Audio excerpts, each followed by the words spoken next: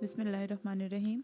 Last time आप लोगों ने डायनामिक प्रोग्रामिंग एल्गोरिदम को देखा था कि वो किस तरह से काम करता है। ठीक है, अब वही डायनामिक प्रोग्रामिंग के एल्गोरिदम को आप यूनिट कमिटमेंट के प्रॉब्लम को सॉल्व करने के लिए यूज़ कर रहे हो।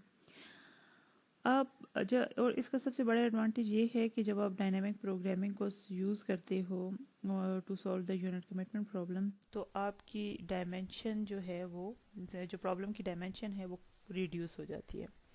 क्योंकि आपको पता है कि लास्ट टाइम भी मैंने डिस्कस किया था कि यूनिट कमिटमेंट का जो प्रॉब्लम होता है इसकी डायमेंशंस बहुत ज़्यादा होती हैं। ठीक है, मतलब इसमें इसकी डायमेंशन बहुत हाई होती है, इसकी नंबर ऑफ कॉन्स्टेंट्स बहुत ज़्यादा होते हैं और आपको इसकी वो जो सेट बनाना पड़ता है। ठीक है, कि जितने नंबर ऑफ आपके पास यूनिट्स हैं उन यूनिट्स के अकॉर्डिंग जब आप 2⁻n-1 बना फार्मूला यूज़ करके बनाते हैं तो आपके पास मल्टीपल सेट्स बन जाते हैं। ठीक है, और आपने हर सेट को एवेलुएट करके अपना आंसर देखना होता है 1 आवर में। ठीक है, ये जो आपका टाइम पीरियड होता है।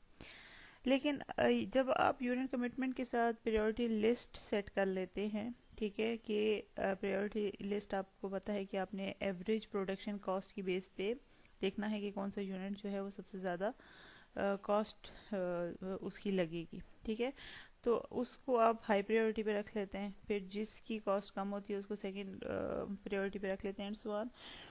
तो जब आप डायनेमिक प्रोग्रामिंग के साथ प्रायोरिटी लिस्ट को सेट कर देते हैं तो आप नंबर ऑफ डायमेंशंस को बहुत ज़्यादा रिड्यूस कर लेते हैं। अभी आगे इस प्रॉब्लम को सॉल्व करेंगे तो आप देखेंगे तो ये चीज़ें आपको फर्दर क्लियर हो जाएंगी। आपकी बुक से एक एग्जांपल उठाते हैं जो आपके पास आपकी बुक में एलन जी वुड की बुक में आपके पास गिवन है। एग्जाम्पल नंबर है 5E। ठीक है, अब इस एग्जाम्पल को आपने क्या करना है, इसकी मैं स्टेटमेंट पढ़ देती हूँ, आपको चीज़ें क्लियर हो जाएं। ये बेसिकली आपके पास 4 यूनिट सिस्टम है जिसको डायनामिक प्रोग्रामिंग से आपने सॉल्व करना है, लेकिन आपने इसकी डिफरेंट केसेस कंसिडर करने हैं। तो अब देखिए यहाँ पे वो आपको कह रहे हैं for this example the complete search range will be used and 3 cases will be studied. The first is a priority list schedule and the second is the same example with complete enumeration। ठीक है, आपने जो ये example 5E solve करनी है, आगे इसका data और इसको डिटेल में डिस्कस करते हैं। आपने पहले इसमें जो पहला केस है उसमें आपने एक strict priority list add up कर देनी है। ठीक है, या प्रायोरिटी लिस्ट उसकी एक बनानी है। देन आपके पास, और इसको आपने 3 मेथड से सॉल्व करना है। ठीक है, तो वो कहता है कि both of the first 2 cases आपने इग्नोर करना है हॉट स्टार्ट कॉस्ट को और minimum up and down time को। ठीक है, ये पैरामीटर्स ऑलरेडी हम डिस्कस कर चुके हैं कि अब टाइम क्या होगा, मिनिमम डाउन टाइम क्या होगा, स्टार्टअप कॉस्ट क्या होगी। ठीक है, और थर्ड केस में आपके पास वो कहता है इन उसमें आपने हॉट स्टार्ट कॉस्ट भी कंसिडर करनी है और as well as minimum up and down भी कंसिडर करने हैं। ठीक है, अब आपके पास 4 यूनिट्स हैं जिनको आपने कमिट करना है to serve an 8 hour load pattern. ठीक है, 8 आवर्स के लिए आपने उसको कोई पैटर्न उसका बनाना है, लेकिन आपके पास 4 यूनिट्स है। अब वो जो डेटा है वो आपके पास टेबल में गिवन है। नेक्स्ट आपके पास टेबल गिवन है नेक्स्ट स्लाइड पे। अब आपने जो टेबल में गिवन डेटा है सबसे पहले इसको बहुत अच्छी तरह से समझना है ताकि आप प्रॉब्लम को इजीली सॉल्व कर सको। तो अब देखिए टेबल 5.4 में आपको यूनिट कैरेक्टरिस्टिक, लोड पैटर्न और इनिशियल स्टेट्स वगैरह सब कुछ गिवन है। आपको आप कहते हैं कि यूनिट्स अगर आप देखें तो फर्स्ट कॉलम में आपके पास 1 2 3 4 यूनिट्स गिवन है और 4 यूनिट की मिनिमम और मैक्सिमम जो पावर है वो आपको गिवन है। लेट से यूनिट 1 में अगर आप देखें तो आपके पास 80 मेगावाट है मैक्सिमम पावर और मिनिमम पावर वो 25 मेगावाट दे सकते हैं। इसी तरह से यूनिट 2 में आप 250 आपके पास मैक्सिमम और 60 आपके पास मिनिमम मेगावाट्स है। और थर्ड यूनिट को देखिए तो 375, तो 300 is maximum and 75 is your minimum cost. Again last fourth unit is 60 and 20, 60 maximum and 20 is minimum. ठीक है, नेक्स्ट आपको गिवन है इंक्रीमेंटल हीट रेट। ठीक है, हर यूनिट का आप देख सकते हैं। अब यहाँ पे आपको इंक्रीमेंटल हीट रेट के बाद आपको नो लोड कॉस्ट गिवन है, हर यूनिट की नो लोड कॉस्ट गिवन है। ठीक है, कि अगर इसके साथ लोड नहीं लगा होगा तो आपको ये क्या कॉस्ट बेयर करनी पड़ेगी। तो आप देख सकते हैं ये रुपीज़ पर आवर में है एंड देन आपके पास फुल लोड एवरेज कॉस्ट आ गई है जो कि आपकी ऑल 4 यूनिट्स की गिवन है। ठीक है, जो रुपीज़ पर मेगावाट आवर में गिवन है। अब आपके पास अगर आप देखें इस कॉलम को, आप देखें फुल लोड एवरेज कॉस्ट वाले कॉलम को, तो आपके पास क्या आ रहा है? यूनिट वन की आ रही है 23.54 रुपीज़ पर मेगावाट आवर, यूनिट टू की आ रही है 20.34, देन 19.74, देन 28। ठीक है, अगर इस कॉलम को आप देखते हैं तो आपके पास जो सबसे, अगर आप प्रायोरिटी सेट करते हैं, और आपको पता है कि आपने एवरेज प्रोडक्शन कॉस्ट की बेस पे प्रायोरिटी सेट करनी होती है, तो आप जो प्रायोरिटी सेट करोगे तो आपके इस गिवन डेटा के अकॉर्डिंग आपके पास यूनिट थ्री की प्रायोरिटी सबसे ज़्यादा होगी, क्योंकि वो आपके पास 19.74 कॉस्ट देगा, आपको कॉस्ट पड़ेगी। ठीक है, यूनिट थ्री के बाद आपको दूसरे नंबर पे आपकी यानी टॉप प्रायोरिटी पे आपके पास 19.74 है, देन सेकंड नंबर पे आपके पास प्रायोरिटी लिस्ट में कौन आना चाहिए? Unit two, and then unit one, and lastly unit four. ठीक है, तो आपके पास ये चार यूनिट्स की आपने इस तरह से प्रायोरिटी सेट कर लिया। लास्ट कॉलम में अगर आप देखें तो आपके पास up and down time given है। ठीक है, हर यूनिट का अप टाइम, यानी एक unit let's say unit one है, जब वो स्टार्ट होगी तो वो 4 आवर कंसेक्टिव स्टार्ट रहेगी। ठीक है, 4 आवर से पहले आप उसको शट डाउन नहीं कर सकते। और डाउन टाइम क्या है कि अगर आपने उसको यूनिट वन को किसी टाइम पे आपने उसको शट डाउन कर दिया, तो बिफोर 2 आवर्स, लेट से आपने उसको आवर 3 बजे बंद किया, ठीक है, तो आप 5 बजे से पहले इसको दोबारा ऑन नहीं कर सकते। तो ये उसका मिनिमम डाउन टाइम आ गया। ठीक है, इसी तरह यूनिट टू का आपके पास अप टाइम क्या है कि जब आपने इसको स्टार्ट किया तो 5 आवर्स ये कंसेक्टिव लेगी और ऑन रहेगी। And similarly three is minimum time इसका आ गया। सही, इसी तरह से यूनिट थ्री और यूनिट फोर का भी आपको गिवन है कि maximum sorry minimum up time जो है यूनिट थ्री का 5 आवर है और डाउन टाइम उसका 4 आवर है, और यूनिट फोर जो है वो आपके पास 1 1 है। लेकिन अब जो ये एग्जांपल आप सॉल्व करोगे यूजिंग केस वन, तो इसमें आपने अप एंड डाउन टाइम को फिलहाल कंसिडर नहीं करना, ये आप थर्ड केस में कंसिडर करोगे। ठीक है, तो केस वन में आपने इसको इग्नोर करना है, केस वन एंड टू दोनों में इग्नोर करोगे। ठीक है, तो अब आगे देखते हैं।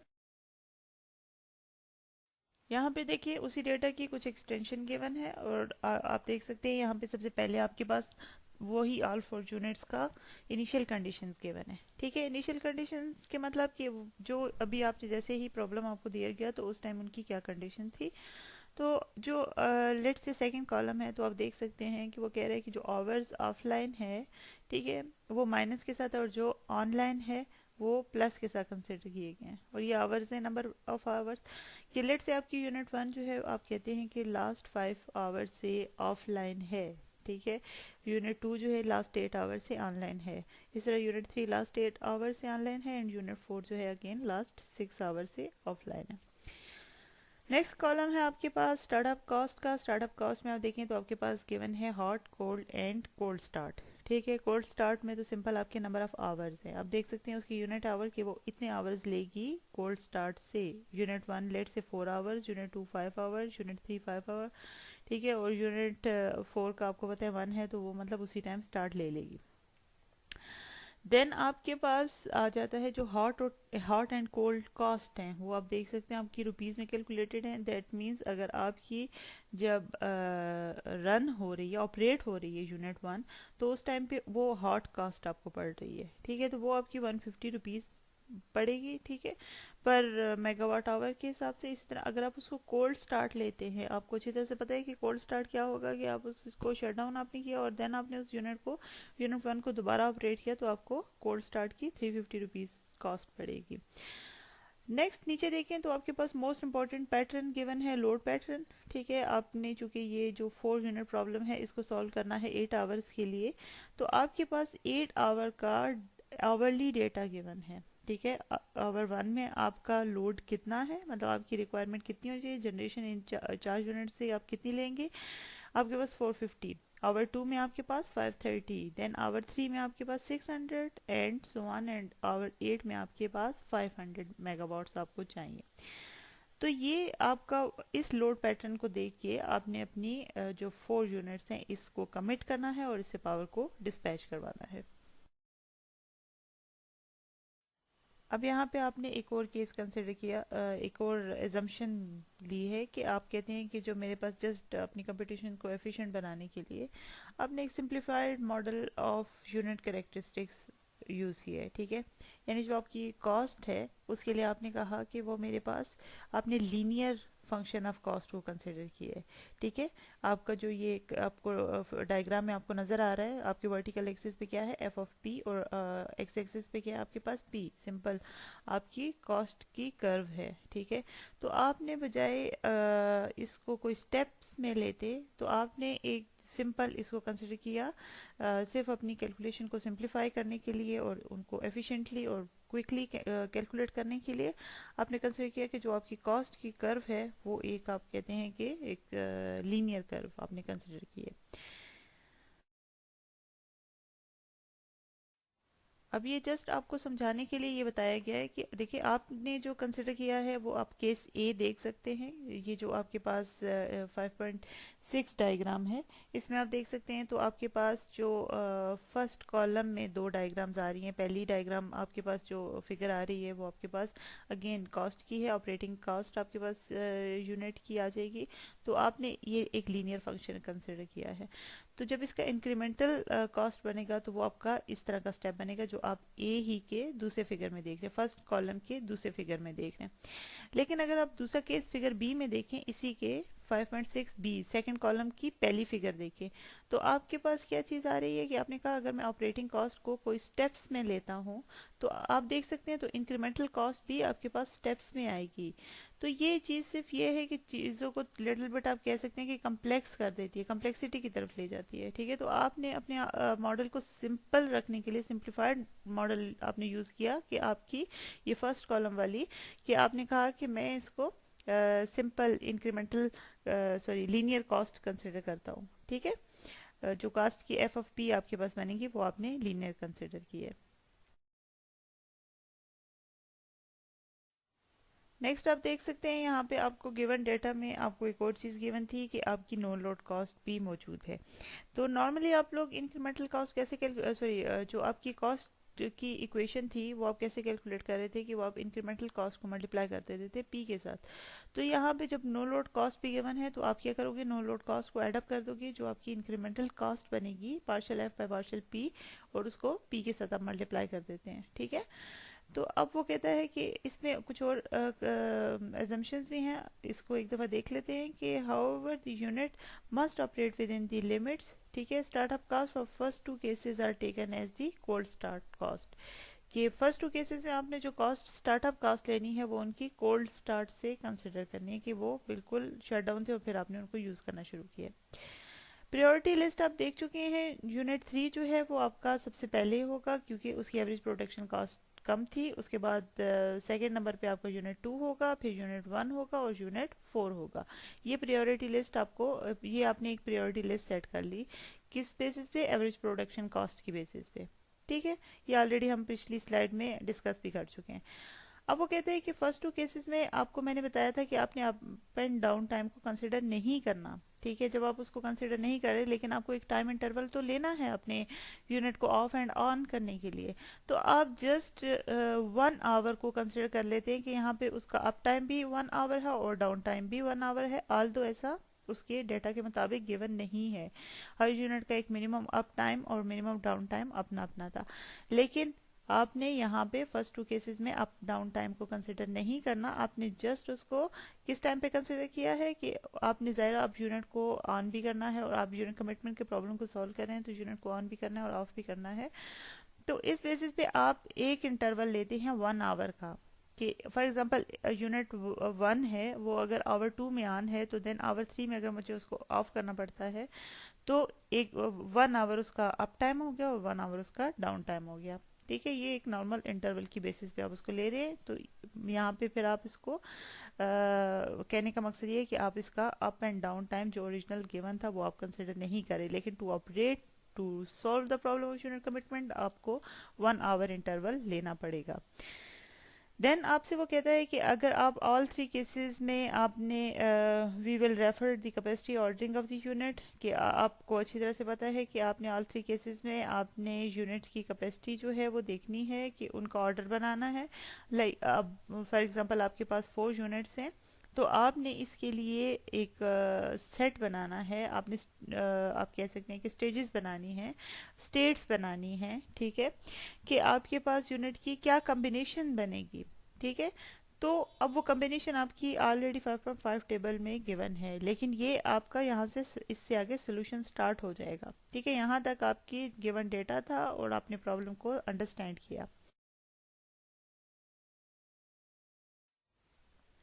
अब देखिए केस वन में जो आप लोगों ने कहा कि केस वन में एक तो आपके पास ये कि आपने स्ट्रिक्ट प्रायोरिटी ऑर्डर को फॉलो करना है, ठीक है, कि आपने कहा कि वही एवरेज प्रोडक्शन कॉस्ट की बेस पे जो प्रायोरिटी लिस्ट बनाओगे, तो आपने अपने लोड को सेटिस्फाई करने के लिए प्रायोरिटी लिस्ट को फॉलो करना है, ठीक है। देन वो आपसे कहता है कि जो आपके पास टोटल कास्ट होगी, वो आपके पास आपने कैसे कैलकुलेट करनी है, कि किसी भी इंटरवल में टोटल कॉस्ट जो होगी वो basically sum of 8 dispatch cost होंगी, ठीक है आपके पास, और plus the transitional cost of the starting of any unit. ये पॉइंट अभी मेरे ख्याल से आपके माइंड में क्लियर नहीं होगा, ये आगे जब आप इसकी कैलकुलेशन करेंगे तो ये आपको समझ आ जाएगा कि आप टोटल कॉस्ट किस तरह से कैलकुलेट कर रहे हैं, ठीक है। देन फिर वो कहता है कि आपने फर्स्ट केस में maximum 24 dispatches must be consider आपने करने। अब आप सबसे पहले तो आप कैलकुलेट करेंगे कि आपके पास नंबर ऑफ कॉम्बिनेशंस क्या बनेंगे, आपने कितनी स्टेट्स बनानी है अपने प्रॉब्लम के लिए। तो देखिए आपको 4 यूनिट्स गिवन थी, ठीक है, तो आपके पास ये फार्मूला है जो ऑलरेडी आप डिस्कस कर चुके हैं, 2n-1, ठीक है, इतनी कॉम्बिनेशंस आपके पास बनेंगी।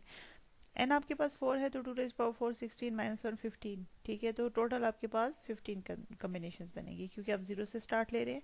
तो अब आप टेबल में देखें तो आपने ये कम्बिनेशन बनाई हैं, ठीक है। आपके पास सबसे पहले आप इसको डाउनवर्ड ऊपर चलना शुरू करें, ठीक है।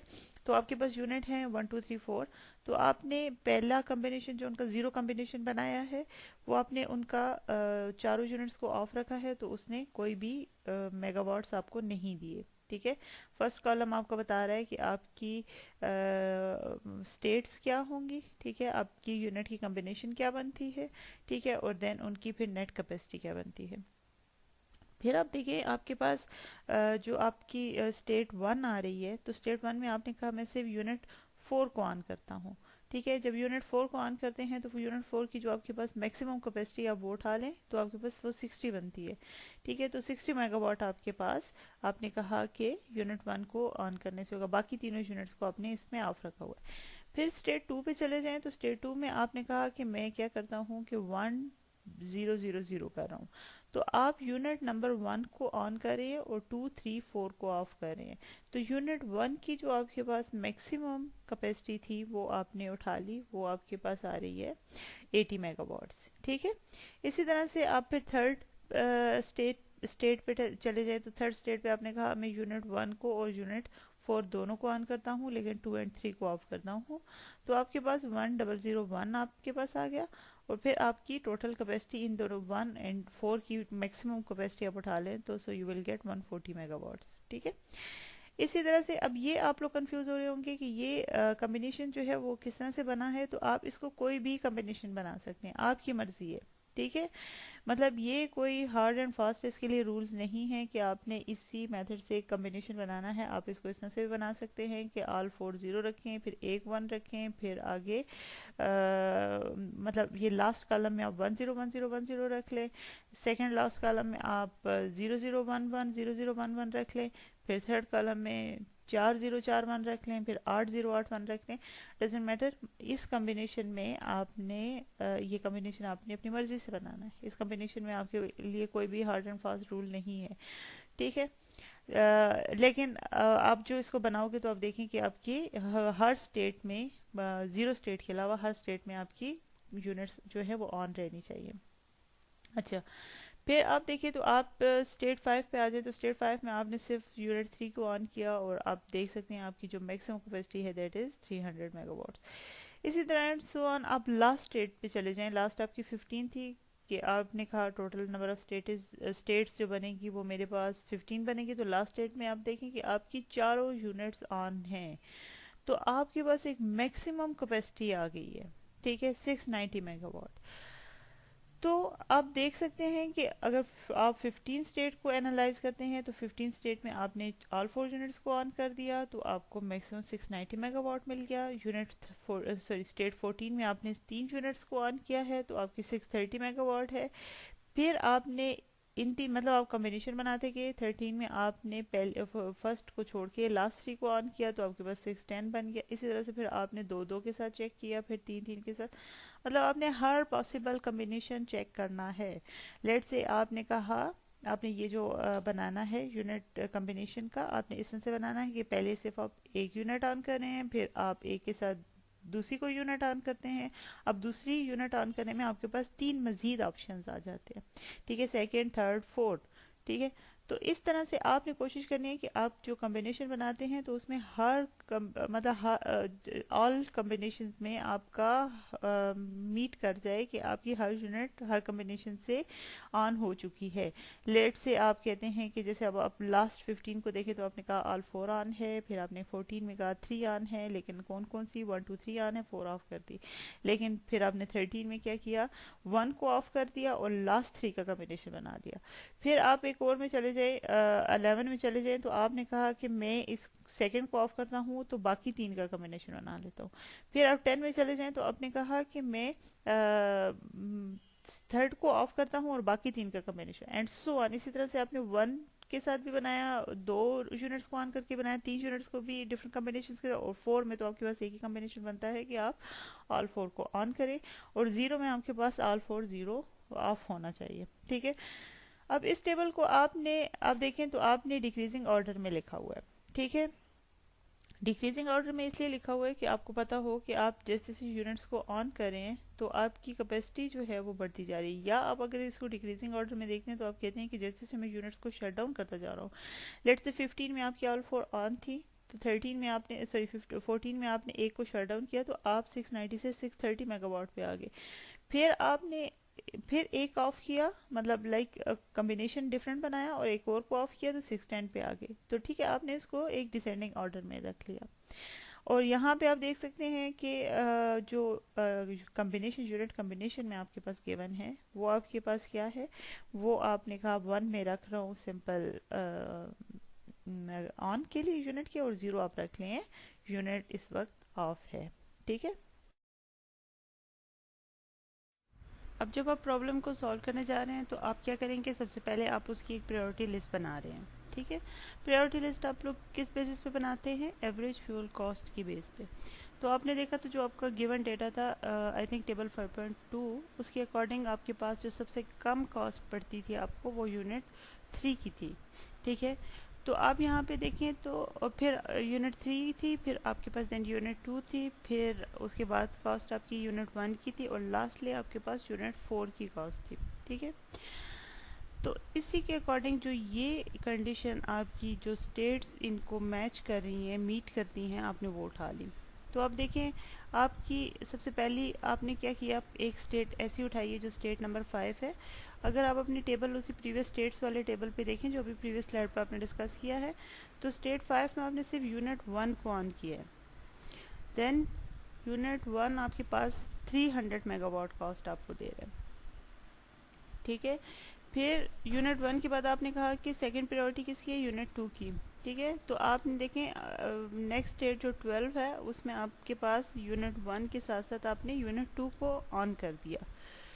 तो दोनों की जो एवरेज कैपेसिटी बन जाती है, जो आपको मेगावाट्स वो दे सकते हैं maximum, that is 550 megawatt. Third, फिर आपने तीसरे नंबर पे जो रखी थी वो आपने कहा था कि पहले यूनिट 1 के साथ यूनिट 2 और फिर यूनिट 1 को भी मैं ऑन करूँगा। थर्ड नंबर पे आपकी प्रायोरिटी लिस्ट पे यूनिट 3 था। तो आप देखिए 14 स्टेट ऐसी है कि जिसमें आपकी 3 यूनिट्स ऑन हैं, ठीक है, और आपके पास 630 मेगावाट कैपेसिटी बन रही है।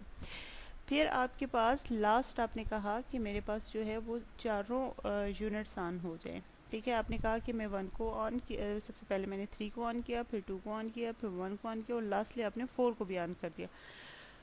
तो ऐसी स्टेट आपकी टेबल से आपको मिल गई है 15, ठीक है, जो कि आपको 690 मेगावाट्स दे रही है। तो आप कहते हैं कि टोटल मेरे पास अब वो जो आपकी 15 स्टेट्स थी, ठीक है, या 16 स्टेट्स थी इंक्लूडिंग ज़ीरो, तो अब आपने सिर्फ इन 4 स्टेट्स को एवेलुएट करके आप अपना रिज़ल्ट कंप्यूट कर सकते हैं, या आप अपनी cost, economical cost find out कर सकते हैं। ठीक है, तो अब आपको होप सो ये समझ आ गया होगा कि ये प्रायोरिटी लिस्ट आपने कैसे बनाई है, जो आपके सामने टेबल की फॉर्म में गिवन है, जिसमें आपकी सिर्फ 5 स्टेट, 12 स्टेट और 14 स्टेट और 15 स्टेट आ रही है। ठीक है, मैं फिर बता देती हूँ, यहाँ पे जस्ट आपने सिंपल क्या किया कि आपकी प्रायोरिटी लिस्ट में था कि 3 की एवरेज प्रोडक्शन कॉस्ट सबसे कम है, फिर आपकी 2 की एवरेज प्रोडक्शन कॉस्ट थी, फिर 3 एंड 2 के बाद आपकी 1 थी, एंड 1 के बाद आपकी 4 थी। तो उसी बेसिस पे आपने देखा कि ये यहाँ पे 1 मैंने आपको पहले बताया कि 1 का मतलब यूनिट ऑन है और 0 का मतलब यूनिट ऑफ है। तो 5 स्टेट में सिर्फ आपकी यूनिट नंबर 3 ऑन है। ठीक है, 12 स्टेट में आपकी यूनिट 3 के साथ 2 भी ऑन है, 14 स्टेट में आपकी यूनिट नंबर 3, 2, 1 तीनों ऑन है, और 15 में चारों ऑन है। ठीक है, अब इसकी जो कैपेसिटी कैलकुलेट की गई है लास्ट कॉलम में, वो आपकी कैसे है, यूनिट 1 की जो मैक्सिमम कैपेसिटी है वो आप देख सकते हो 300 है। यूनिट 1 के साथ जब यूनिट 2 है तो दोनों की मैक्सिमम कैपेसिटी को ऐड अप कर लें, यूनिट 1 to 3 नेक्स्ट 14 स्टेट में तीनों की मैक्सिमम कैपेसिटी को ऐड कर लें, और देन यूनिट 4। तो यहाँ पे अब आपने अपनी एक प्रायोरिटी लिस्ट सेट कर ली। अब आपने बजाय वो 15 की 15 आप स्टेट्स को एवेलुएट करते, अब आप सिर्फ इन 4 स्टेट्स को एवेलुएट करेंगे और आपको आपका रिजल्ट मिल जाएगा। ठीक है, तो अब यहाँ पे आप देखें, फर्स्ट पॉइंट में आपके पास ये केस 1 में आपको वो यही बता रहे हैं कि स्टार्टिंग में आपकी स्टेट 5 से यूनिट 3 है, एंड देन 1 जो मैं अभी आपको बात बता चुकी हूँ। इसके बाद अब वो कहता है कि अब आपका यहाँ पे बहुत इंपॉर्टेंट पॉइंट है, वो कहता है कि आप देखें फर्स्ट 4 आवर्स के लिए, अब लोड मैंने आपके लिए साइड पे स्लाइड की साइड पे पेस्ट किया है, तो अब आपने लोड और स्टेट्स का कंपैरिजन करना है। ठीक है, कि अब आपकी सिर्फ ये 4 प्रायोरिटी लिस्ट वाली 4 स्टेट्स रह गई हैं। ठीक है, इनको आपने एवेलुएट करना है। अब आपने लोड को एनालाइज करना है और इन 4 स्टेट्स को एनालाइज करना है। तो आप देखिए आपके फर्स्ट 4 आवर्स में लोड क्या है, 450, 530, 600 एंड 540। तो वो कहते हैं फर्स्ट 4 आवर्स का जो लोड है, इसके लिए आपकी स्टेट सिर्फ 12, 14 एंड 15 काम करेगी। आपकी स्टेट 1 यानी सॉरी स्टेट 5 जो है वो आपकी काम नहीं कर सकती, क्योंकि स्टेट 5 का लोड क्या है, 300 मेगावाट मैक्सिमम। जबकि अगर आप आवर 1 पे ही देखें तो आपको 450, आवर 2 पे 530, आवर 3 पे 600 एंड आवर 4 पे आपके पास 540 लोड है। साइड पे आप स्लाइड की राइट साइड पे मैंने पेस्ट भी किया हुआ अगेन लोड का। तो आपकी वो यही पॉइंट कह रहे हैं कि फर्स्ट 4 आवर के लिए आपकी सिर्फ 3 स्टेट्स ऑफ इंटरेस्ट आपकी बनती हैं। कौन कौन सी, 12, 14 एंड 15।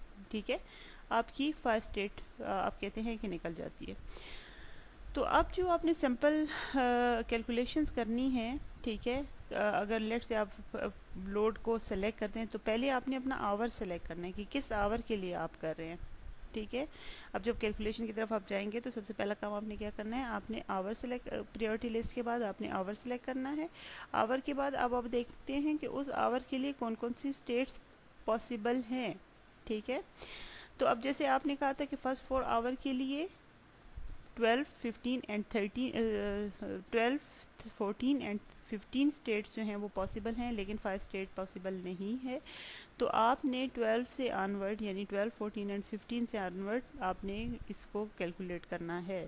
ठीक है, तो इसी तरह से यानी अब आपने प्रायोरिटी लिस्ट जब बना ली तो उसके बाद आपका जो भी आवर आपने सेलेक्ट करना है, लेट से 1 आवर सेलेक्ट करना है तो 1 आवर के लिए आपकी लास्ट 3 स्टेट्स हैं। लेट से आप 7 आवर सेलेक्ट करते हैं, ठीक है, जिसका मैक्सिमम लोड है 290। तो 7 आवर के लिए आपके पास चारों पॉसिबल स्टेट्स आप एवेलुएट करवा सकते हैं। ठीक है, क्योंकि आपका स्टेट 1 जो है वो मैक्सिमम 390 मेगावाट्स आपको दे सकती है, जबकि 7 आवर पे आपको 290 लोड चाहिए। ठीक है, तो उसमें आपकी आप कह सकते हैं कि ऑल 4 स्टेट्स जो हैं वो फिजिबल हैं, वो आपको आंसर दे सकती हैं। अब यहाँ पर आपको यही पॉइंट फर्दर क्लियर करने के लिए कि आपका स्टेट्स का और आवर का बहुत ज़्यादा आपका कंपैरिजन होगा। स्टेट्स वो जो आपने प्रायोरिटी लिस्ट में डाल दी हैं उसका, और आवर्स की बेसिस पे आपने कैलकुलेशन सारी करनी है। तो आपका ये कॉन्सेप्ट क्रिस्टल क्लियर होना चाहिए। तो आप देखिए फॉर एग्जांपल अब वो कहता है कि आप अगर आवर 1 सेलेक्ट करते हैं तो आप अगेन इस टेबल से राइट साइड पे, सॉरी लेफ्ट साइड पे जो आपका टेबल है पेस्टेड लोड का, उस टेबल से देखें तो 1 आवर में आपको लोड कितना चाहिए, 450 मेगावाट। तो और प्रायोरिटी लिस्ट आपकी अभी प्रीवियस स्लाइड पे थी, तो आपकी वही 12, 14 एंड 15 स्टेट्स फिजिबल हो गई हैं। स्टेट जो आपकी 5 थी वो उसको आपने निकाल दिया, वो इसके लिए पॉसिबल नहीं है, ठीक है। तो वो कहता है कि अब अगर मैं आवर और स्टेट के सामने, ये आपका एक टेबल बना हुआ है, तो आप देखें वो कहता है कि आवर 1 है, ठीक है, जो पहला आपकी रो है टेबल में, वो कहता है आवर 1 के लिए आपकी स्टेट 12 से अगर आप करते हैं तो आपके पास वो कहते हैं कि कॉस्ट आएगी 9208, ठीक है, ये आपकी मिनिमम कॉस्ट आ जाएगी आवर 1 के लिए अगर आप 12 स्टेट से जाते हैं, ठीक है। तो अगर इसी तरह से आवर 2 पे आप चले जाएं तो आवर 2 के लिए आपके पास लोड है 530 मेगावाट, ठीक है। तो 530 मेगावाट के लिए अगेन आपकी, आप देख सकते हैं जो प्रायोरिटी लिस्ट है उसके अकॉर्डिंग आपकी स्टेट 12, 14 एंड 15 तीनों को आप यूज़ कर सकते हैं। तो वो कहता है आवर 2 के लिए मैं 12 स्टेट को ही यूज़ करता हूँ, तो मुझे मिनिमम ये कॉस्ट पड़ रही है, ठीक है। तो यहाँ पे उसने मिनिमम 12 के साथ ही सेलेक्ट किया हुआ, ठीक है। देन आवर 3 पे चले जाएं तो आवर 3 पे वो कहता है 600 है। तो आवर 3 में आप again state 1, state 2, sorry state 5 and state 12 दोनों से निकलिए, दोनों को आप सेलेक्ट नहीं कर सकते, ठीक है, क्योंकि आपके पास आवर सॉरी इसका आप देख सकते हैं कि आप के पास जो लोड आ रहा है स्टेट 5 का वो था 300 और स्टेट जो 12 है वो मैक्सिमम वहाँ से आप जनरेट कर सकते हैं 550। तो अब आवर 3 में 12 से भी निकल के अब आपके लिए आवर 3 के लिए सूटेबल कौन सी है, फर्स्ट सूटेबल जो स्टेट है वो आपकी 14 है। तो 14 से जब इसने कॉस्ट कैलकुलेट किया, और ये कॉस्ट कैसे कैलकुलेट करा ये आगे हम करेंगे तो आपको क्लियर हो जाएगा। तो ये कॉस्ट इसकी जो बन रही है 32472, ये इसकी मिनिमम कॉस्ट आ रही है, ठीक है। तो वो कहता है कि यहाँ पे 3 के लिए इसके पास सूटेबल स्टेट जो है वो आपकी 14 है। देन आप 4 आवर पे चले जाएं तो 4 आवर के लिए आपके पास क्या है 540। तो आप देखिए 540 अगेन आपका स्टेट 12 क्या था मैक्सिमम प्रीवियसली आप देख सकते हैं, तो स्टेट 12 में आपके पास 550 आप मेगावाट लोड ले सकते थे, डिस्पैच करवा सकते थे। तो इसका मतलब 4 के लिए भी आपकी पॉसिबल स्टेट जो है वो 12 ही है, ठीक है। तो अब ये इस तरह से ये टेबल इसने कैलकुलेट किया है कि, और इसकी आप कॉस्ट देख सकते हैं। इसके लास्ट कॉलम में देखें तो वो कहता है कि pointer for the previous hour, तो यहाँ पे आपको ये बताएगा कि इससे पिछले आवर कौन सा था, यानी आवर 1 पे जब आपने 12 सेलेक्ट किया तो इससे प्रीवियस आपने एज्यूम किया है वो 12 ही है। आवर 2 पे जब आपने 12 सेलेक्ट हुआ वो किस बेसिस पे हुआ वो आपको पता है, और तो इसका प्रीवियस आप देख सकते हैं। तो रो 1 में आपका प्रीवियस पॉइंटर जो था वो आपके पास प्रीवियस आवर जो है वो 12 बन रहा है। तो आवर 3 पे जब आप किए तो 14 आवर आपने सेलेक्ट किया, क्योंकि अब आवर 3 पे लोड आपका इस तरह था कि आपको स्टेट 14 पे मूव करना था, और स्टेट 14 से आपने कॉस्ट कैलकुलेट की, लेकिन उसके लिए स्टेट 14 से प्रीवियस आवर कौन सा था आपके पास 12, आप प्रीवियस 2 आवर में देख सकते हैं। इसी तरह से जब आप 4 स्टेट पे चले जाते हैं, 4 स्टेट पे आपके पास क्या चीज़ है, आवर 12 से आपने कैलकुलेट किया क्योंकि उसके लिए बेस्ट पॉसिबल आवर 12 था और आपने कॉस्ट कैलकुलेट की। लेकिन उसके लिए आप लास्ट कॉलम में देखें तो उसने 14 लिखा हुआ है। 14 का मतलब कि उसका प्रीवियस 12 के लिए जो प्रीवियस आवर था वो आप देख सकते हैं 14 है, ठीक है, कि यहाँ ये टेबल उसने इस तरह से कैलकुलेट किया। अब इसमें वो कह रहे हैं कि 13 को मैंने कंसिडर नहीं किया क्योंकि 13 तो आपकी प्रायोरिटी लिस्ट में आया ही नहीं था। आपकी प्रायोरिटी लिस्ट में कौन कौन से आए थे, 5, 12, 14 एंड 15, ठीक है। तो इसलिए वो कह रहे हैं कि आपकी प्रायोरिटी लिस्ट में 13 आवर था ही नहीं, तो वो इसलिए नॉट रीचेबल है, सही।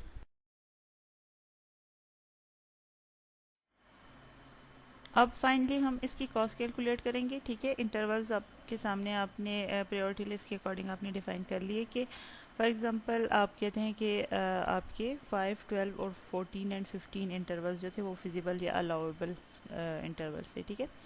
तो कॉस्ट अब आपने कैसे कैलकुलेट करनी है, तो मिनिमम कॉस्ट की इक्वेशन या कॉस्ट का फंक्शन जो आपके पास के था आवर विथ कम्बिनेशन आई, ठीक है।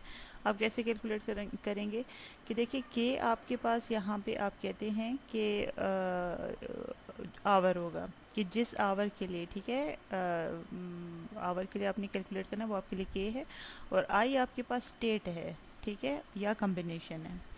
आप इसको स्टेट भी कह सकते हैं या कम्बिनेशन भी कह सकते हैं, ठीक है। मोस्ट कॉमन वर्ड जो है वो इसके लिए जो यूज़ किया जाता है दैट इज स्टेट, ठीक है। तो अब आप देखें जो आपकी टोटल एफ कॉस्ट आएगी वो के इंटू आई, ठीक है। के आपका आवर है, आई आपका स्टेट है।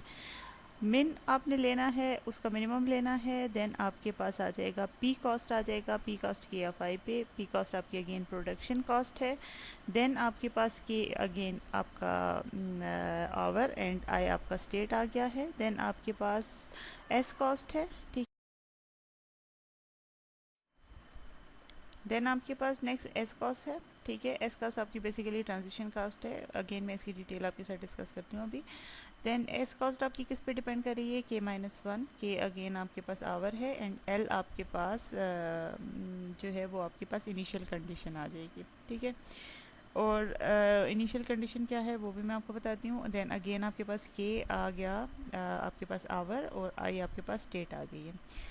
लास्ट आपके पास आ जाती है इक्वेशन में वैल्यू एफ कॉस्ट की, के माइनस वन एल, ठीक है। अब ये एफ कॉस्ट की आप देख सकते हैं, तो अभी करंटली आप के इंटरवल में हो, के ठीक है, आप फॉर एग्जांपल वन इंटरवल में हो, तो आपके पास ये प्रीवियस इंटरवल की जो टोटल कॉस्ट आएगी, एफ कॉस्ट टोटल कॉस्ट जो आपके पास आएगी, तो वो आपने उठा के यहाँ पे डालनी है, ठीक है। और एल स्टेट के लिए सही। तो ये इस इक्वेशन को आपने यूटिलाइज करना है कॉस्ट को कैलकुलेट करने के लिए। अब इसको इंडिविजुअली देखते हैं कि एफ कॉस्ट के अंदर जो पैरामीटर्स यूज़ हो रहे हैं वो क्या क्या है। तो एफ कॉस्ट आप देखें तो आपके पास अगेन के आपने याद रखना है कि आपका आवर है, आई आपका स्टेट आ जाता है। तो एफ कॉस्ट आपको देगा कि आपकी टोटल कॉस्ट है जो आपकी स्टेट के आई पे आपने कैलकुलेट की है। देन पी कॉस्ट आपकी प्रोडक्शन कॉस्ट है जो आपने के आई स्टेट पे कैलकुलेट की है। उसके बाद आपके पास एस कॉस्ट, ठीक है। एस कॉस्ट आपके पास ट्रांजिशन कॉस्ट इसको कहते हैं।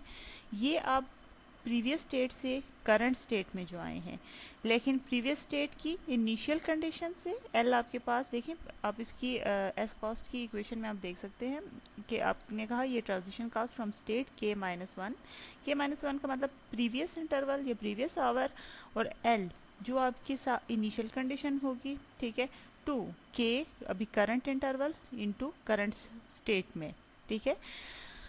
इसके दरमियान जो आपकी ट्रांजिशन हुई है, जो आपकी चेंज आई है, वो कॉस्ट आपने कैलकुलेट करनी है। लेट से इसको आगे आप इक्वेशन में सॉल्व करोगे तो आपको क्लियर हो जाएगा कि लेट से आप अभी इंटरवल वन में थे, ठीक है। इंटरवल वन में आप ये सारी एफ कॉस्ट कैलकुलेट कर रहे हो, तो उस टाइमिंग में आपके पास एस कॉस्ट क्या बनेगी, के की वैल्यू अगर आप देखें तो वन डालें तो वन माइनस वन ज़ीरो, और एल आपके पास जो इनिशियली पहला इंटरवल या जो आप कह सकते हैं कि जो आपके पास इनिशियल कंडीशन बन जाएगी, जो फर्स्ट इंटरवल आपका पॉसिबल अलाउेबल इंटरवल होगा, तो वो वैल्यू आपने यहाँ पे एल में डाल देनी है। देन के आपका अगेन करंट इंटरवल वन आ जाएगा, और आई आपका जो करंट स्टेट जो आपने मूव करवा रहे हो, ठीक है।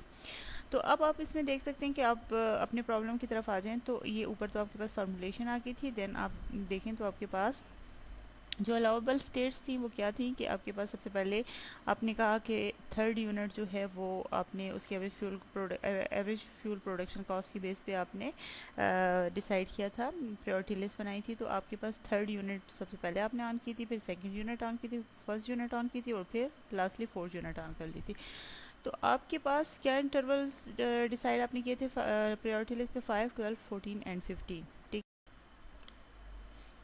तो अब आप जाते हैं अपनी कॉस्ट की कैलकुलेशन की तरफ, ठीक है। ये स्टार्टिंग में वही बातें हैं कि आपने जो ऑलरेडी मैं मल्टीपल टाइमिंग्स में आपके साथ डिस्कस कर चुकी हूँ कि स्ट्रिक्ट प्रायोरिटी लिस्ट ऑर्डर होगा आपका। दी ओनली स्टेट जो आपके पास अलाउेबल हैं वो आप देख सकते हैं 5, जिसमें कौन कौन से यूनिट्स आन, थर्ड यूनिट आन था। स्टेट 12 में आपके 3+2 यूनिट आन था, 14 में आपको 3, 2, 1 आन था, और 15 में आपके पास ऑल 4 यूनिट्स आन थे।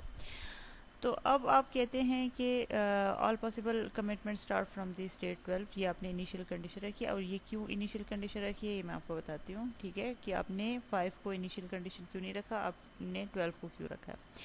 देन आपके पास मिनिमम अप टाइम जो है और अप डाउन टाइम, ये आपने स्टार्ट में कहा था, इसको आपने इग्नोर करना है, और आपने 1 आवर इंटरवल लेने हैं कि सपोज 1 आवर में यूनिट अगर आप थी और 1 आवर में वो डाउन भी हो सकती है, ठीक है।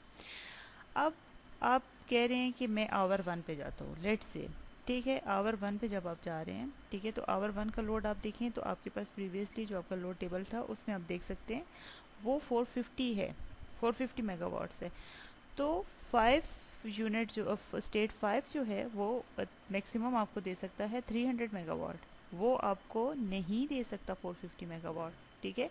तो इसलिए जो फर्स्ट आपके पास इनिशियल कंडीशन बन जाती है वो 12 बन जाती है, ठीक है। कि आपने लोड के टेबल से आप देख सकते हैं कि आपके पास आवर 1 जब आपने अब यहाँ पे आपको वो कहते हैं कि आवर 1 के लिए अगर आप कैलकुलेशन करते हैं लेट से, तो आप देखिए आपके पास डिमांड क्या है 450 मेगावाट, ठीक है। और इस 450 के लिए जो पॉसिबल आपके पास स्टेट्स आ रही हैं वो 12, 14 एंड 15 आ रही है।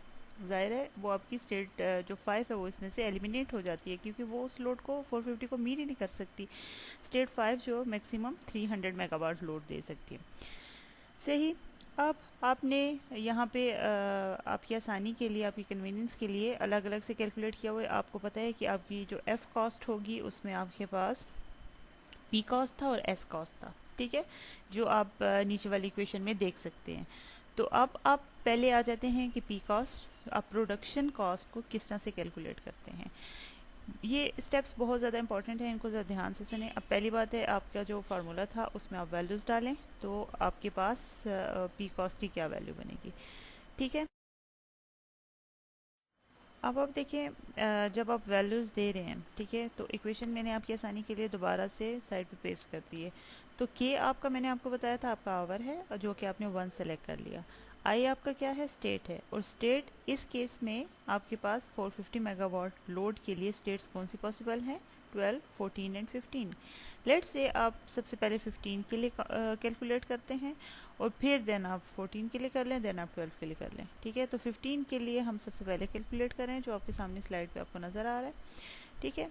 देन आपके पास आ जाता है मिन ऑफ, इन सब में से आपने मिनिमम लेनी है जितनी कॉस्ट आएंगी, पी कॉस्ट और आपकी एस कॉस्ट और एफ कॉस्ट, ठीक है। और अब आपके पास पहले आपने प्रोडक्शन कॉस्ट कैलकुलेट करनी है। प्रोडक्शन कॉस्ट के अंदर जो इंटरवल्स आपके पास आ जाते हैं वही अगेन के 1 आपके पास है, और आई आपके पास 15 आ रहा है, ठीक है। तो से पहले हम इसको स्टेप बाय स्टेप चलते हैं। तो अब आप देखें कि आपके पास स्लाइड में सबसे पहले P cost, production cost calculate की गई है 1 इंटरवल पे, आवर 1, ठीक है, और 15 स्टेट लेट से आपने पहले ले ली। इसमें कोई कंपल्शन नहीं है, आप 12 स्टेट भी पहले ले सकते हैं, आप अपने अलाउबल स्टेट में से किसी को भी पहले ले सकते हैं, ठीक है। तो हमने लेट से यहाँ पे 15 को पहले ले लिया। अब 15 स्टेट में आप देख सकते हैं कि आपके पास आपने चारों यूनिट्स को ऑन किया था, ठीक है। ये ऊपर एक छोटा सा मैंने आपके लिए टेबल भी पेश किया हुआ है, आपको याद हो कि आपने ऑल 4 यूनिट्स को ऑन कर दिया था। तो इसका मतलब आपके पास जो प्रोडक्शन कॉस्ट है वो कैसे कैलकुलेट होगी, वो आपके पास एफ मल्टीप्लाई बाय इसकी जो आप यूनिट 1 से वैल्यू ले सकते हैं, देन F2 मल्टीप्लाई बाय आपकी कॉस्ट जो आएगी वो बेसिकली जो आपकी प्रोडक्शन कॉस्ट है वो आप कैसे कैलकुलेट करेंगे कि जो पावर आपने ली है यूनिट 1 से वो मल्टीप्लाई होगी उसकी इंक्रीमेंटल कॉस्ट से, ठीक है। इसी तरह से यूनिट 2 से जो पावर आपने डिस्पैच करवाई है वो मल्टीप्लाई बाय आपने उसकी इंक्रीमेंटल कॉस्ट के साथ मल्टीप्लाई करना है। इसी तरह आपको यहाँ पे देखें इक्वेशन पी कॉस्ट वाली इक्वेशन में अगर आप देखें तो आपको नज़र आ रहा है F1 इंटू 25। 25 क्या है आपके पास, 25 बेसिकली आपकी डिस्पैच्ड पावर है जो आपकी यूनिट 1 से ली गई है। ये क्यों ली गई है और कैसे ली गई है इस पे अभी बात करते हैं। इसी तरह से F1 आपके पास क्या है, F1 आपके पास इंक्रीमेंटल कॉस्ट ऑफ यूनिट 1 है। देन F2 आपके पास इंक्रीमेंटल कॉस्ट ऑफ यूनिट 2 है, और यूनिट 2 से आपने 105 पावर डिस्पैच करवाई है। देन आपके पास थर्ड यूनिट की F3 इंक्रीमेंटल कॉस्ट है, और थर्ड यूनिट से आपने 300 मैक्स डिस्पैच करवाई है। देन आपके पास ये गलती से यहाँ पे लिखा हुआ है F1, यहाँ पे F4 है, ठीक है। F4 से आपने फोर्थ यूनिट से आपने 20 मेगावाट डिस्पैच करवाई है, और F4 आपके पास क्या है, fuel incremental cost of unit 4 है, ठीक है। अब यहाँ पे आप लोग देखें तो आपके पास क्या सिनेरियो बन रहा है कि और ये जो आपके पास F1, F2, F3 और F4 है, ठीक है। ये पहली बात तो ये है कि अब आपने चूँकि इंटरवल 15 लिया हुआ था, सॉरी स्टेट 15 लिया हुआ था, तो स्टेट 15 के अकॉर्डिंग आपके पास ये चारों यूनिट्स ऑन होने चाहिए, इसलिए आपको पी कॉस्ट की इक्वेशन में F1 से F4 तक चारों नज़र आ रहे हैं, ठीक है। अब यहाँ पे F1, F2, F3, F4 मैं आपको फिर बता रही हूँ कि आपकी इंक्रीमेंटल कॉस्ट है, ठीक है। और आपकी इंक्रीमेंट जो गिवन डेटा है उसमें अगर आप देख सकते हैं तो आपको इंक्रीमेंटल कॉस्ट नहीं गिवन, आपको क्या चीज़ गिवन है, आपको full average production cost given है, average sorry full load average production cost given है, ठीक है। तो उस full load average production cost से आपने इंक्रीमेंटल कॉस्ट कैलकुलेट करनी है। वो मैं नेक्स्ट स्लाइड पे आपको बताती हूँ कि कैसे से कैलकुलेट करूँ, और प्रीवियसली आप इसको डिस्कस कर भी चुके हैं, ठीक है। तो ये F1, F2, F3, F4 आपकी, मैं फिर बता रही हूँ, इंक्रीमेंटल कॉस्ट है जो कि आपने अभी कैलकुलेट करनी है। आपके गिवन डेटा में जो गिवन कॉस्ट की टाइप थी वो आपके पास थी full load average production cost. आपने यहाँ पे इन चीज़ों का बहुत ज़्यादा ध्यान रखना है, देन ही आपकी कैलकुलेशंस जो हैं वो आप कह सकते हैं कि वो एक्यूरेट होंगी। अब आप नीचे देखिए, अच्छा, इसमें इसी पी कॉस्ट में एक और इम्पॉर्टेंट, सबसे इम्पॉर्टेंट पॉइंट कि आप देख सकते हैं कि आपकी यूनिट 1 से 25 डिस्पैच करवाया गया है, यूनिट 2 से आपके पास 105 मेगावाट डिस्पैच करवाया गया है, यूनिट 3 से 300 मेगावाट और यूनिट 4 से 20 मेगावाट डिस्पैच हुआ। अब देखें आपके पास जो यूनिट से ये जो डिस्पैच करवाए गए, ये यूनिट कमिटमेंट, ये इकोनॉमिक लोड डिस्पैच का काम है, ठीक है। अब क्यों इकोनॉमिक लोड डिस्पैच का काम है कि आपने सिर्फ यहाँ तक जो पी कॉस्ट में जो प्रायोरिटी लिस्ट थी वो, और कौन कौन से यूनिट्स कमिट होंगे, ठीक है, कमिटेड यूनिट्स, जैसे अब आपने कहा कि इस 15 स्टेट के लिए ऑल 4 यूनिट्स कमिटेड होने चाहिए, और उनमें से प्रायोरिटी जो है वो आपके पास F3 है, F3 नंबर 1 पे है, फिर F2 से पावर लेनी है, फिर F1 से लेनी है, और लास्टली F4 से लेनी है, ठीक है। आप वही प्रायोरिटी लिस्ट अपने माइंड में रखें। तो अब देखिए उसने, अब ये इकोनॉमिक लोड डिस्पैच ने ये काम किया है कि सबसे ज़्यादा पावर उसने ली है 300 आपके F3 थर्ड यूनिट से, देन 105 उसके बाद सेकंड नंबर वाली यूनिट से उसने उसके बाद वाली पावर ली है, देन फिर F1 से उसने पावर ली, और जो रिमेनिंग पावर उसके पास रह गई है वो उसने 20 मेगावाट जो है वो 4 यूनिट से लिए, क्योंकि फोर्थ यूनिट आपकी सबसे कॉस्टली यूनिट थी, ठीक है।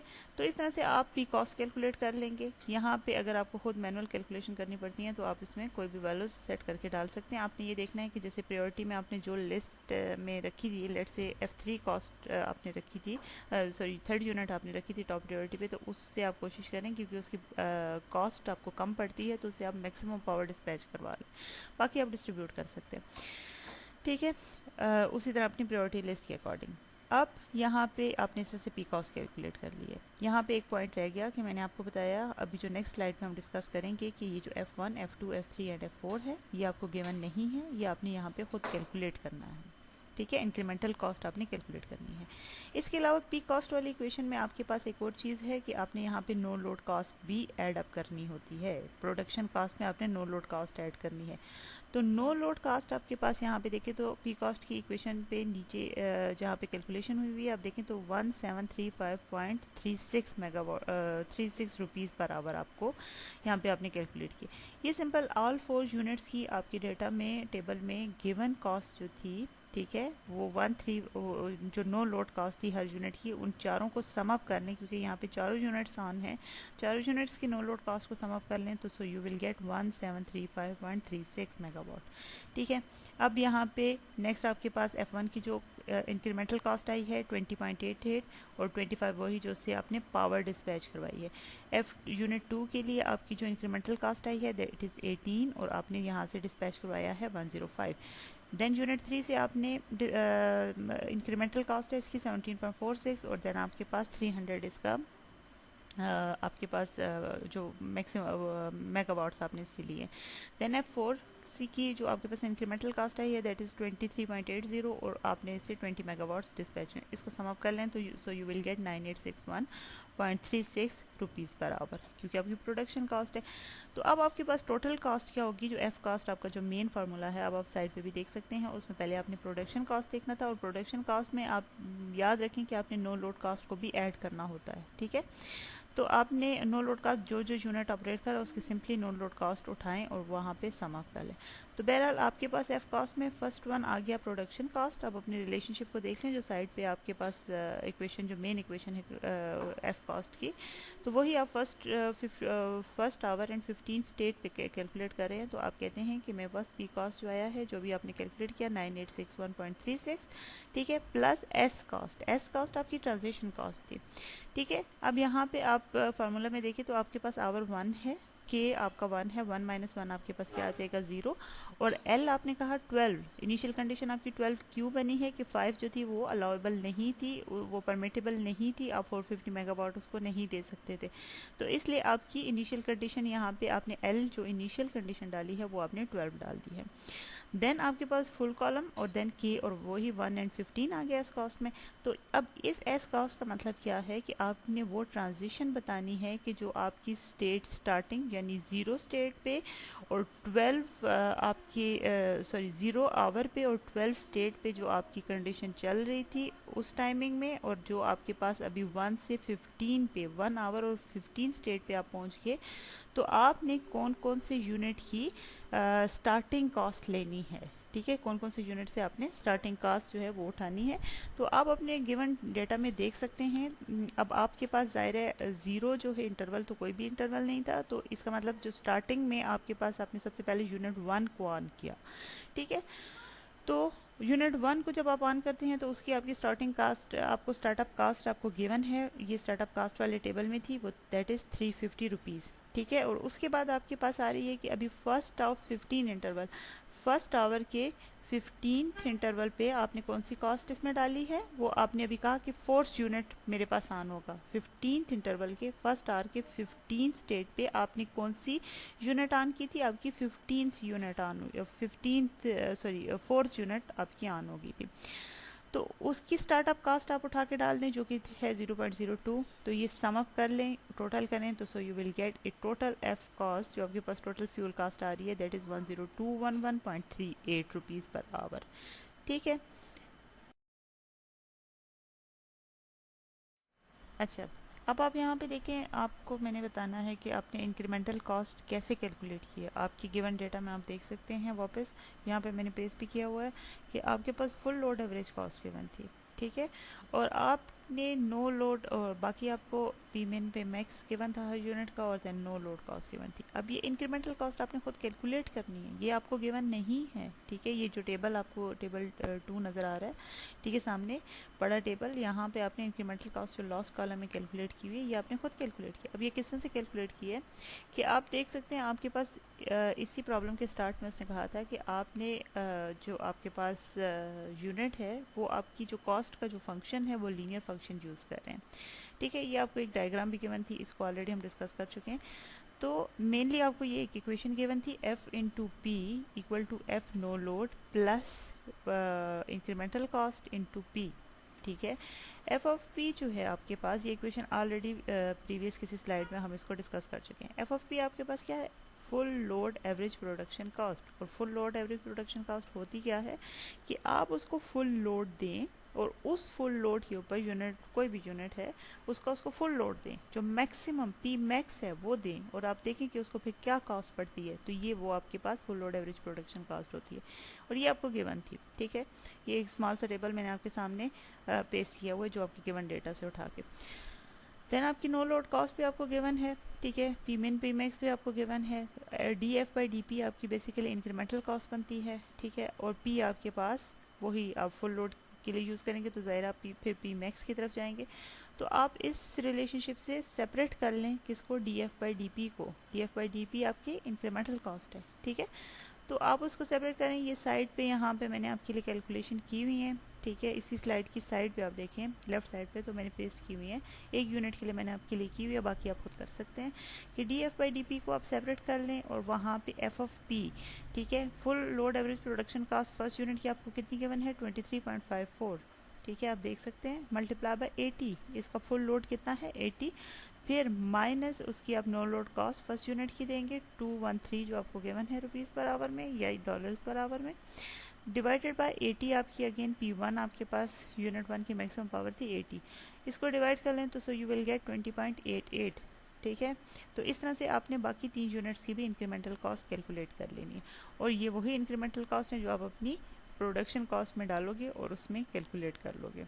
ठीक है, तो होप सो अब आपको j इक्वल टू 1 यानी फर्स्ट इंटरवल के लिए, sorry k equal to 1 first hour के लिए और 15 स्टेट के लिए सारी कैलकुलेशन आप लोग समझ आ गई होगी।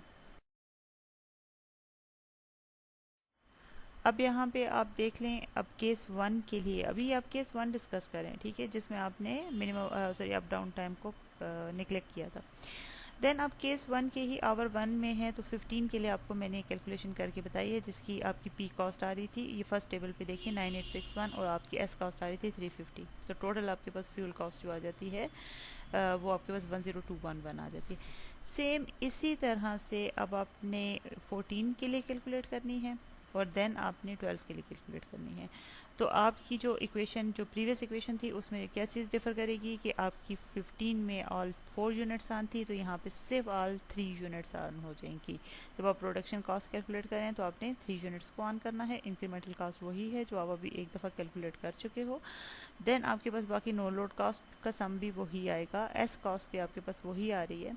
तो सिर्फ आपने जो डिस्पैच करवानी है 3 यूनिट से पावर, अब वो आपने देखना है कि 450 मेगावाट को किस तरह से मीट करना चाहिए, ठीक है, वो आप उसको करवा लें। तो आपके पास 14 इंटरवल के लिए ये आनी चाहिए 9843। इसी तरह से 12 के लिए आप देख सकते हैं, तो आपके पास 9208 आ रही है, ठीक है। अब आपके पास देखें तो अब आपने चूँकि जो एफ कॉस्ट का रिलेशनशिप था, मेन फार्मूला था फंक्शन का, वो उसमें आपने एक लिखा होता है कि मीन ऑफ एल, कि आपके पास जो आपकी कंडीशन है स्टेट 12 को आपने इनिशियल कंडीशन लिया था, उसके अकॉर्डिंग आपके पास जो मिनिमम कॉस्ट इन तीनों में से 12 इंटरवल की, 14 इंटरवल की या 15 किसकी मिनिमम बन रही है, ठीक है। तो आप लास्ट एफ कॉस्ट वाले कॉलम में देखें, ठीक है, जो आपका टेबल 1 है, इसके एफ कॉस्ट वाले तो मिनिमम कॉस्ट आपको किस इंटरवल की पड़ रही है, 12th इंटरवल की पड़ रही है, ठीक है। तो आपने ये कॉस्ट यहाँ से पिक कर लेनी है। तो ये आपकी यूनिट्स 15 इंटरवल पे कमिट हुई, और उन्होंने तीनों जो आपने प्रायोरिटी लिस्ट में 3 इंटरवल्स आपके रह गए थे अलाउेबल, उन 3 इंटरवल्स में से आपको जो मिनिमम कॉस्ट पड़ेगी 450 मेगावाट के लिए, वो आपको 12th इंटरवल से पड़ेगी, ठीक है, जो कि आपको पड़ती है 9208 रुपीज़ पर आवर। सेम इसी तरह से आपने सारी चीज़ें कैलकुलेट करनी है। अगेन लेट से आपने आवर 2 के लिए कैलकुलेट करना है, तो आवर 2 के लिए अब आप देखें तो आपकी जो लोड डिमांड है दैट इज़ 530 मेगावाट आ जाता है। 530 के लिए अगेन पॉसिबल स्टेट्स आपकी वही 12, 14 एंड 15 आ जाती हैं, 1 फिर एलिमिनेट हो गई है। सेम उसी तरह से आपने पी कॉस्ट कैलकुलेट करनी है, तो देखिए 1735 वही नो लोड कॉस्ट इसमें ऐड हुई हुई है, ठीक है। अब आपके पास पहले तो पी कॉस्ट में 2 आ गया, आवर 2 आ गया, और स्टेट 15 इसने पहले कैलकुलेट की हुई है। देन आपकी वही 4 यूनिट्स को उसने डिस्पैच करवा लिया वहाँ से पावर, और उनको उसकी इंक्रीमेंटल कॉस्ट से मल्टीप्लाई किया हुआ। तो पी कॉस्ट की इक्वेशन में देखिए 1375 वही नो टोटल लोड कॉस्ट आ रही है इन 4 यूनिट्स की। देन आपके पास 20.88, 18 और 17.46, 23.80 ये इंक्रीमेंटल कॉस्ट है, जो आप प्रीवियस स्लाइड पे मैं आपको बता चुकी हूँ कि आपने कैसे कैलकुलेट करनी है। देन अब देखिए इसने यूनिट 1 से अब 530 मेगावाट को उसने मीट करना है, तो अगेन थर्ड यूनिट से उसने कोशिश की है, ये इकोनॉमिक लोड डिस्पैच का काम था, ठीक है, उसने कोशिश की, या आप भी अगर सोचते हैं तो आप भी इसी तरह से सोचें कि थर्ड यूनिट मोस्ट इकोनॉमिकल थी, तो उससे मैक्सिमम पावर आप डिस्पैच करवा लें। फिर आपकी F2 थी, तो आप कोशिश करें उसके बाद पावर इससे डिस्पैच करवा लें, और देन फिर F1 से, और लास्टली कोई पावर आप F4 से डिस्पैच करवा लें। तो आपके पास आ जाएगा पी कॉस्ट आ जाएगा। देन आप इसमें से एस कॉस्ट को कैलकुलेट कर लें, तो एस कॉस्ट अगेन आपके पास वही आ जाएगा कि आपने, अब आपके पास फर्स्ट इंटरवल गिवन है, ठीक है, तो अब आपके पास पी कॉस्ट आपने कैलकुलेट कर ली ओवर वाले इंटरवल में। एस कॉस्ट में आपके पास 0 इंटरवल नहीं है, बल्कि फर्स्ट इंटरवल है, और इनिशियल कंडीशन अगेन 12 आ गई है। उससे लेके आपने 2 इंटू 15 तक जो आपने पावर, मतलब अभी जो करंट इंटरवल जो आपका चल रहा है, तो इसमें आपने कौन कौन सी पावर्स, कौन कौन सी आपने स्टार्टअप कास्ट लेनी है, तो वही फर्स्ट आवर के L12 इंटरवल में आपने 350 आपके पास आया था, और आपकी जो उसकी कास्ट आपको पड़ी थी, उस स्टार्टअप कास्ट आपके पास आ गई थी 92808, ठीक है।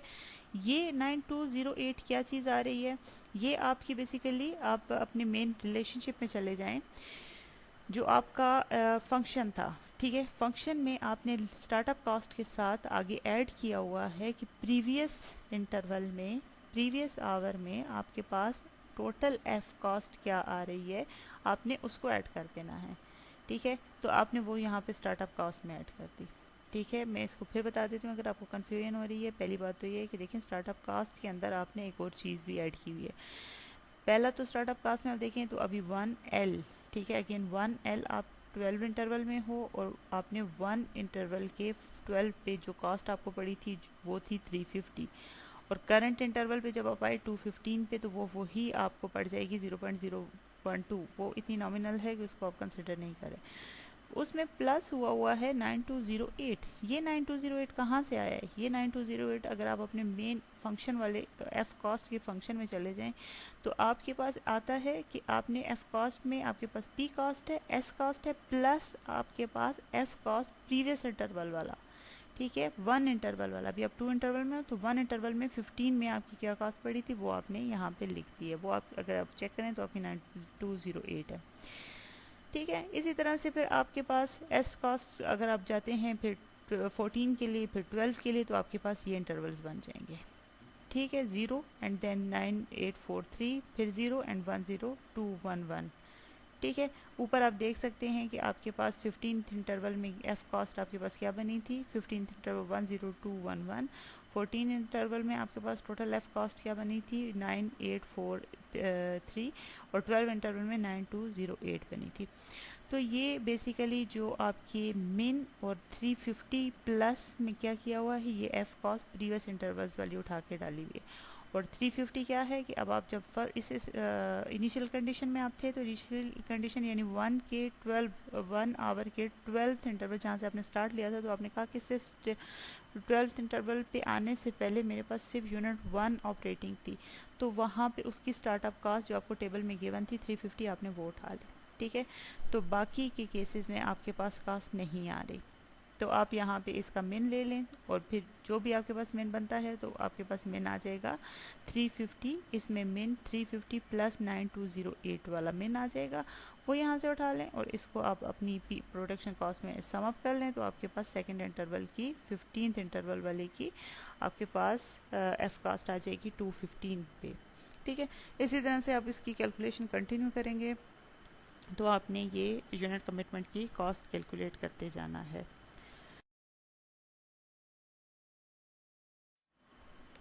अब आप देख सकते हैं कि अगर आप फाइनल एक कंक्लूजन निकालें तो आपके पास जो डायनामिक प्रोग्रामिंग से आपने यूनिट कमिटमेंट को सॉल्व किया है तो आपके पास कोई इस तरह का मॉडल बनेगा, ठीक है। आप देख सकते हैं यहाँ पे सबसे पहले कॉलम में लेफ़्ट साइड पे आपकी अलाउेबल स्टेट्स गिवन हैं जो आपकी 15 है, 14 है, 12 एंड 5 है, ठीक है। और वो क्या क्या मेगावाट्स आपको दे सकते हैं वो भी यहाँ पे आपने लिखे। देन आवर ज़ीरो में आपकी ज़ाहिर कोई भी यूनिट ऑन नहीं थी, तो आवर ज़ीरो में आप सारी यूनिट्स आपकी ऑफ थी। देन आवर वन में आप देखें तो आपका लोड था 450 मेगावाट, तो आपके पास सेकंड कॉलम में आपने तीन अलाउेबल स्टेट्स जो हैं वो 15, 14 एंड 12 कोऑपरेट किया और उनकी जो कॉस्ट आपने कैलकुलेट की है वो यहाँ पे सर्कल्स के अंदर आपने लिख दिया। स्टेट 5 जो है वो आप देख सकते हैं कि वो ऑफ है स्टिल। जो ग्रे है वो आपको ऑफ की इंडिकेशन दे रहा है। जो आपके पास 0 आवर में ग्रीन आपको नज़र आ रहा है वो बता रहा है कि आपके पास ये स्टेट कंसिडर की गई है, लेकिन यहाँ पे आपकी ऐसा कोई कैलकुलेशन तो नहीं थी सिवाय आपकी आप कंसिडर कर सकते हैं इस स्टेट से नेक्स्ट स्टेट पे जाते हुए जो आपको आवर 1 पे लेट से 0 पे ऑफ पड़ी हुई थी और देन आवर 1 पे वो ऑन हो गई, ठीक है। इसके बाद आपके पास जो येलो हैं वो आपकी ऑपरेटिंग स्टेट्स आ रही हैं आपके पास, आप देख सकते हैं। तो देन आपके पास आवर 2 में आप आ जाएँ तो 530 मेगावाट्स था। अगेन आपकी अलाउेबल स्टेट्स जो थी 15, 14 एंड 12 थी, और जो इसमें कैलकुलेशन आपने की है वही जो जिस तरह से आपने डायनामिक प्रोग्रामिंग की मेन अप्रोच को आपने डायग्राम को आपने चलाया था नोड्स को A to I think N node पे आप जाने के लिए आपने जो पाथ फॉलो किया था, तो सेम उसी तरह से आपने डाल दिया कि हर नोड की आपको क्या कॉस्ट पड़ रही है, ठीक है।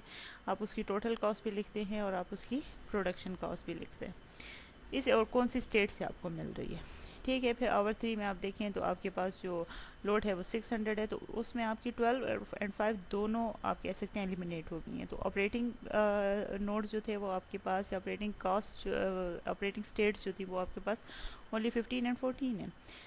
एंड इसी तरह सो ऑन। फिर आप अगर 7th इंटरवल पे चले जाते हैं या 6th इंटरवल पे चले जाते हैं तो जहाँ पे 280 या 290 मेगावाट्स लोड है, ठीक है। तो वहाँ पे आपकी यूनिट्स 1 से लेके 4 आप कह सकते हैं कि आपकी ऑल 4 यूनिट्स जो हैं वो ऑपरेटिंग अलाउेबल स्टेट में हैं, ऑपरेटिंग स्टेट में हैं, ठीक है। तो इस तरह से आपने जो सिस्टम की कॉस्ट कैलकुलेट की है तो ये डायनामिक प्रोग्रामिंग से, ठीक है, वो आपके पास जो टोटल कॉस्ट आ रही है वो आपकी आएगी, जो आपको most feasible cost economical cost पड़ेगी यूनिट कमिटमेंट से, वो पड़ेगी 7439 रुपीज़ पर आवर, ठीक है। और यहाँ पे अगेन जो आपने ये सारा प्रॉब्लम सॉल्व किया है तो प्रायोरिटी लिस्ट ऑर्डर के साथ आपने सॉल्व किया है और अप एंड डाउन टाइम को निगलेक्ट किया था।